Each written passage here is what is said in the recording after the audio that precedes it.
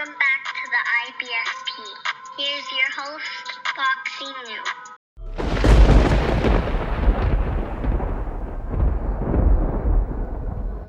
Welcome back, fight fans. Welcome back.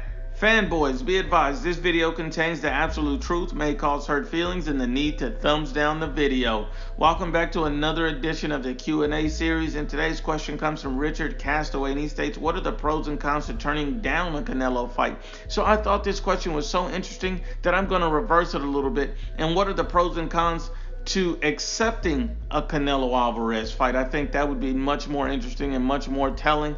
And let's just break it down, and we start with the pros, the advantages of accepting a Canelo Alvarez fight. You know, there's millions of dollars at stake. There's career high paydays. There's life-changing money on the line if you accept a Canelo Alvarez fight. And that's one advantage. That's one pro. If you look at a guy like Danny Jacobs, look at Danny Jacobs. He was a humble guy, a guy from Brownsville, a guy, you know, who was never flashy, and now you see the guy getting out of fancy sports cars. You see this guy stunting in front of a mansion, a brand new mansion. So you see that Danny Jacobs has gotten that payday that he wanted, and he took that loss simply because the payday was so enormous, it changed his life. So that's definitely an advantage, definitely a pro. Then you look at Sergey Kovalev, the guy's sailing all around the world on a yacht. So we also understand the millions of dollars that poured in for him as well. These guys' lifestyles have changed simply by facing Canelo Alvarez. So that's a huge advantage.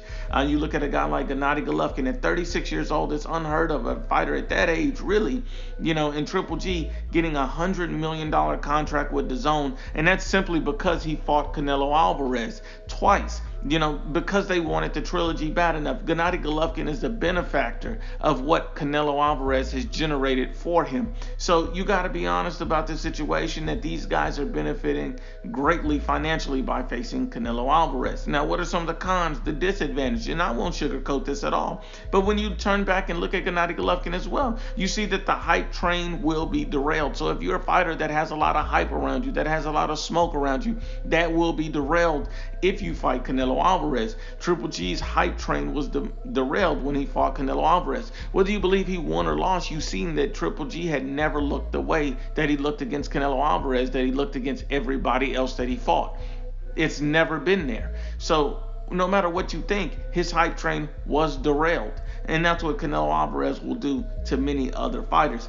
And that's only one risk. Another disadvantage to accepting a Canelo fight is that you may end up getting knocked out. Look at Sergey Kovalev. Canelo Alvarez moved up 2 weight classes and humiliated a sitting world champion by putting him to sleep, making him a meme. We got to be real about the situation, and that's half the reason why a lot of guys won't fight Canelo either. They don't want to get knocked out on TV. They don't want to be made into a meme.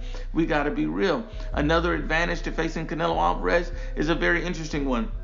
He will make you famous beyond your wildest dreams. Look at, a guy like Rocky Fielding, a guy, most people never even knew on the big stage, and now everyone knows Rocky Fielding is, hey, there's the guy that Canelo knocked out. So we got to understand that Canelo Alvarez has made this guy famous, so Rocky Fielding is still going to be able to get very good paydays from other fighters in different lower tier fights simply because he fought Canelo Alvarez at the big stage. And let me just break down some of the facts about this situation. Look at Billy Joe Saunders asking Canelo Alvarez to take a pay cut. He doesn't want to risk getting knocked out. He doesn't want to risk it if he doesn't get the maximum amount of money available. Demetrius Andre saying he's refusing to face Canelo Alvarez behind closed doors because if there's no live gate, he doesn't want to risk getting knocked out without the biggest possible payday. You see a guy like Callum Smith demanding $10 million from Canelo in their initial negotiations. He doesn't want to risk getting knocked out without a massive payday.